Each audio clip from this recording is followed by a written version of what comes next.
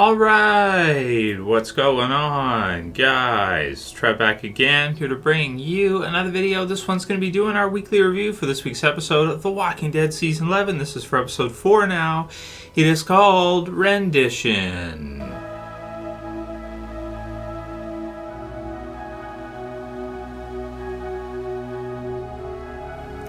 Alright, and possible spoiler warning if you guys have not seen this episode yet for The Walking Dead Season 11. So, 4th episode, it's out on Premiere. Next weekend it'll be out on regular AMC. You can watch the review after you've seen it.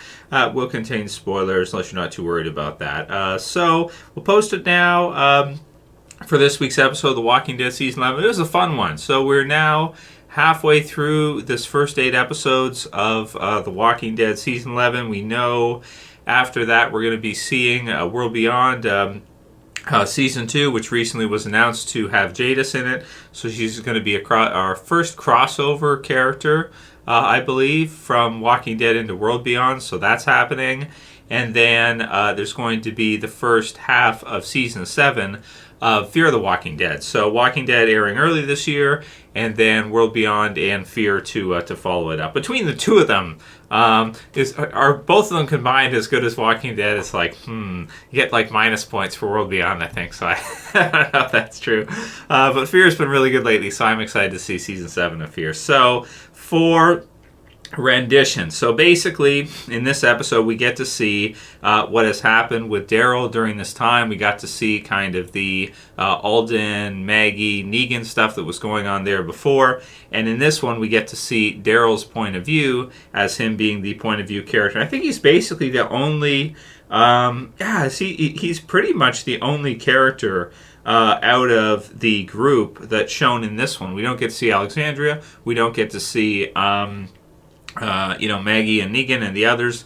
We just basically focus on Daryl. So it's sort of like a bottle episode in that way, but it's a really good one. So it's not, so it's, it doesn't really feel like it so much. But basically, spoiler warning that we get to see the return of Leah. So Leah is the character, if you guys missed the extended or the bonus episodes for The Walking Dead Season 10 that they did, she was introduced in the bonus episodes. She is a kind of love interest for Daryl, but they have not seen each other for quite a while. They met during the time where Daryl was looking for Rick, and Daryl did not find Rick, but he ended up finding Leah at a cabin, and so they spent some time there together, and then he kind of went off, and then she thought that he had kind of left her, and so then she left as well too, and they are finally now being reunited again together. And the kind of reveal, which I think was shown in one of the trailers, people could kind of see,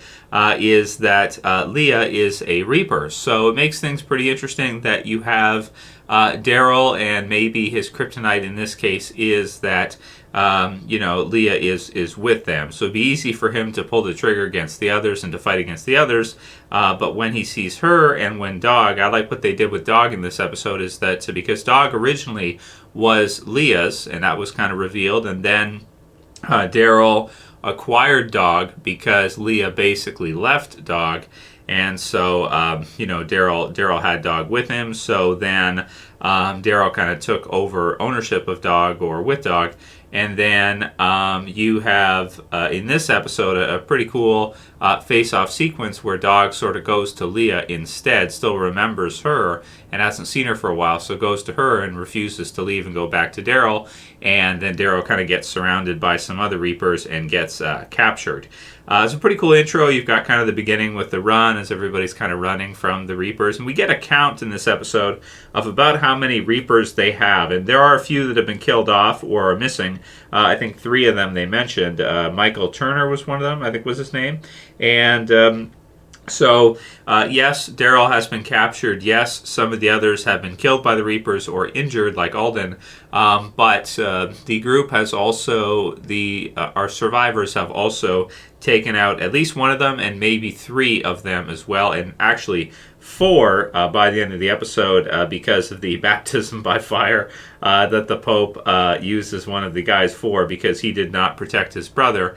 And it seems like he kind of ran based on his back and his kind of wounds that the Pope kind of observes on him. So We get basically kind of a villain introduction episode in this one with the Reapers, with Pope, and with Leah, and they are very formidable. They may not have the numbers, because what do they have now? Like a dozen of them in this episode are left alive, I think, is about right for what they have. They're definitely outnumbered by, Alexandria. I think we have to count the amount of fighters they actually do have. Daryl sort of makes it sound maybe like they have more. I probably wouldn't count the kids in that, but maybe you would, because the Reapers may hesitate if they have to fight kids, right? That's kind of tricky. It's like Judith comes up to you and shoots you. Are you gonna what are you gonna do? You gonna hit the kid? That's they probably freeze at that moment, right? For a lot of them, but we get some of their backstory in this one, that Leah and the others were basically soldiers, pretty much. They were military, and I think they mentioned Afghanistan, and then they were mercenaries after that. So they're quite battle tested. That was before the zombie apocalypse. That was before the end of the world. So they are quite battle tested, and they're pretty scary. So even though they don't have that much in the way of numbers like the Commonwealth or the CRM does, they are these are actual professional, experienced, battle tested soldiers. So they're not, and we kind of saw that in the bonus episodes where Maggie and Daryl took down the one guy who had the grenade and the other stuff, and said Pope marked you to Maggie, I think. So you could kind of tell from him that he was like a sniper, that kind of thing. And so these guys are not those to be messed with. So they are a very cool group of villains. We get to see the Pope in this one introduced, and I think he's an awesome villain. I got to look up the actor's name who plays him, but I think he's fantastic. Really, really fun. So, he's kind of like a crazy evangelist. So he's sort of like, he kind of reminds me of like one of these types of guys who, joins the military, but in some way doesn't lose his faith. So he kind of sees God in what he's doing and in war, and it's kind of fun to sort of see. So Daryl's an atheist, as he asks him in this episode, and they've got like the baptism by fire and stuff that they do with them. So there's a part where Daryl has actually kind of become a Reaper in this one, or he's become sort of a double agent, this kind of thing for Leah. Leah has kind of vouched for him, and he has made it seem like he's not he doesn't really know much about Alexandria, about Maggie, and about the survivors. So he's kind of tricked them into allowing him to join here, which is kind of fun. So now at some point here, it seems he's going to turn on Leah, I would think, in favor of his group, which they don't know he's actually a part of. So they have sort of given him this test where he's in this shed where he's being, what is that? Is that waterboarded, where they put someone back and they kind of drown you or let you spit up and then do it again. So they're kind of torturing him to try to get information, and then later on Leah kind of talks him out of it, talks him into allowing him, give him a chance. So then they so his test is that him and Leah are inside this thing, and it doesn't seem like she knows they're going to do it.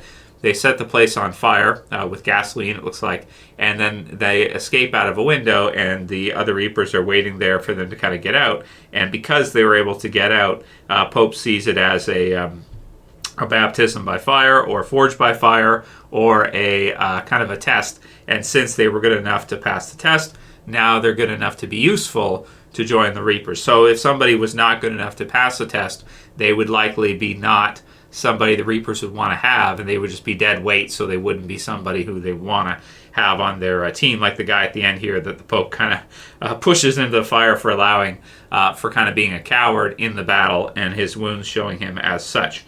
So it's, carried his brother 10 miles, that whole thing, and never turn your back on your brother, and God's punishment, wrath is fire. So I like his accent. I like the Pope's accent. It's pretty funny. And he's just a cool villain, man. He's a cool villain. He's sort of like the opposite of maybe a Father Gabriel. He's kind of like a Father Gabriel, but in the other way around, where he's kind of using his faith, but he's using it in a strange way. He's using it sort of in a way where it's it's kind of, maybe done the opposite of what a lot of us think faith should do to somebody, like make them caring and compassionate for others. He's kind of gone the other way. So he's a cool villain. I like him. I think he's really cool, and he's quite fearsome as well too. I like the accent especially. It's funny. Also good to see Leah back because this is new territory for Daryl. It sort of reminded me a bit of The Cell in this one with Daryl, because he gets captured, he gets kind of brought in, and that happened during All Out War. If you guys remember, Daryl was kind of captured and kind of brought in, and there was the well and the cell, right? And he had to wear the A on his shirt and stuff, and he was like, a prisoner in that. So we get some feels for that, but it's different because you have Leah, and so that is something totally new for Daryl, which is that you have a potential love interest here. Whose side is he going to be on? I still think he'll pull for the survivors, but he may be able to use his position now with the Reapers and his position with Leah to sabotage them from the inside. So he's sort of like become a Dwight in season 7, season 8. Yeah, because Dwight was sabotaging the saviors in that season for the survivors. So it's good stuff. I liked it. Thought it was, thought that the Reapers were pretty scary. Thought the Pope is an awesome villain. Find the situation with Leah and Daryl super fun and interesting. And I am interested to see if Leah will survive out this, if Daryl will have to turn on her and then she won't make it. That might be a prediction. So maybe we'll do a predictions video later and give our thoughts on how this whole thing will play out. But I think that might be the case. I think that, Daryl will probably use his previous relationship with her, but I think he also realizes that her allegiance is to them 100% and not to him, even though she's kind of, helped him out a little bit. Her allegiance is still to them, and these people are kind of effing crazy. So my score for the episode, I'm going to give it a 9.3 out of 10. Daryl does a good job of pretending like he's not a part of this group and he's alone and everything in order to join the Reapers. We get to meet the Pope, and we get to see Leah again, and it's, forged by fire. It's fun. I liked it. So that's it for this review, guys. We'll see you again soon for another video. As always, it's Trev, and I'm saying peace. Later, guys. See you soon.